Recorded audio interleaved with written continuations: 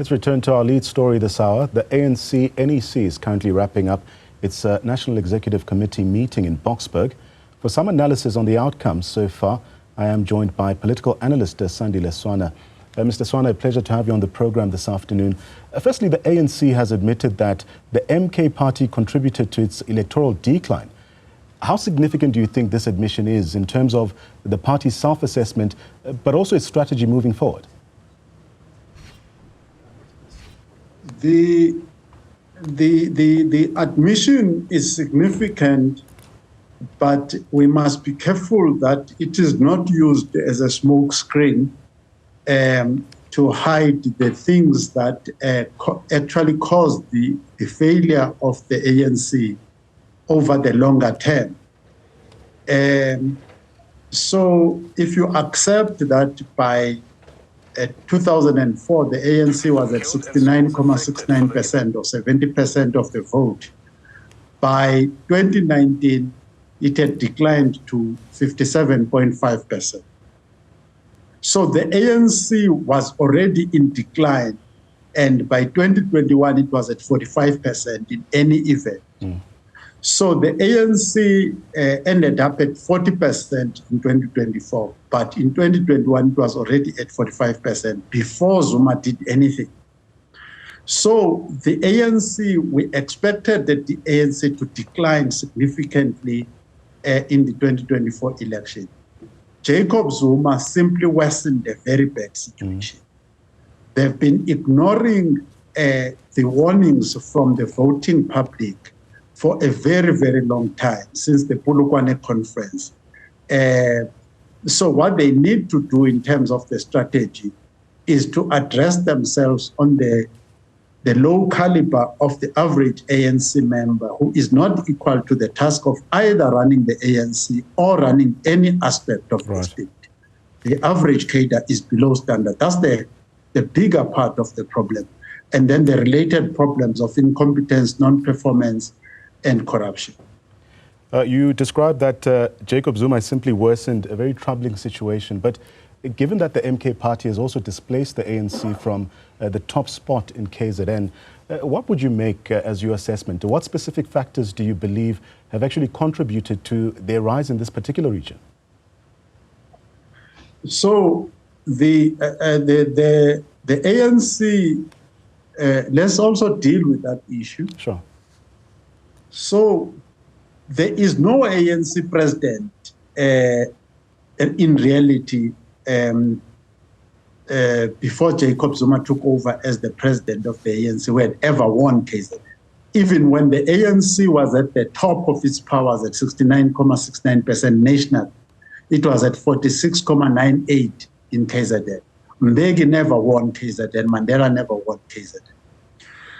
But immediately Zuma took power in 2009, the ANC moved to almost 64%, 63.97%. Zuma, in one shot, added 1 million votes. So they did all they did. At the end of the day, Zuma had added, call it 1.2 million votes. But with this MK move, Zuma removed 1.8 million votes from the ANC KZN. So the ANC should have known from the previous elections, all of them from 1994, that the biggest factor that they've had in KZN was Jacob Zuma in favor of the ANC. And when Jacob Zuma left, the votes of the ANC started declining. So fighting with Jacob Zuma was going to have dire consequences, and it did have dire consequences. So this is the thing. The ANC has developed a habit, and have maintained this habit, of internal fights and then trying to belittle those fights and make them small. They fought with Olomisa, they chased him out. They fought with Terra Likota and the Pope guys, they chased them out. They fought with Malema, and they thought they could do the same thing with Jacob Zuma, and it was devastating this time. But how do you assess? So the problem strategically is that the ANC, inside the ANC, there is no mutual respect. There is no faithfulness towards each other. The ANC members don't value each other. They bully each other and they abuse each other. Therefore, they are always dividing each other. I want us to crystallize that point. How do you assess the role of Jacob Zuma in the formation, but also the success of the MK party? And very quickly, if you may, is there evidence to support or even refute the ANC's claims that Zuma's motives were to manipulate voter behavior? No.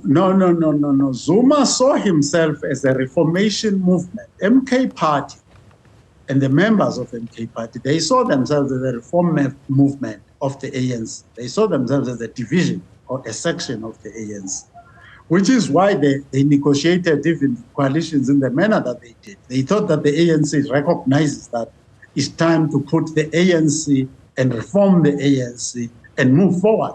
But the other comrades of Jacob Zuma had other agendas, and those agendas are old. And even Zile talks about those things, that the idea of a grand coalition had been there. The Mavuso Msimans had been there.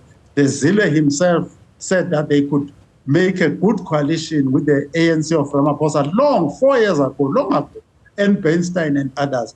And big business on the eve of the election already said that there must be no coalition with EFF and the what you call it, and the MK party.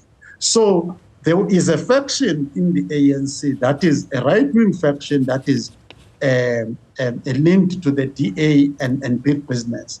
So that is what that is all about. I think to the extent, now whether his reform agenda was correct or not, it's another matter.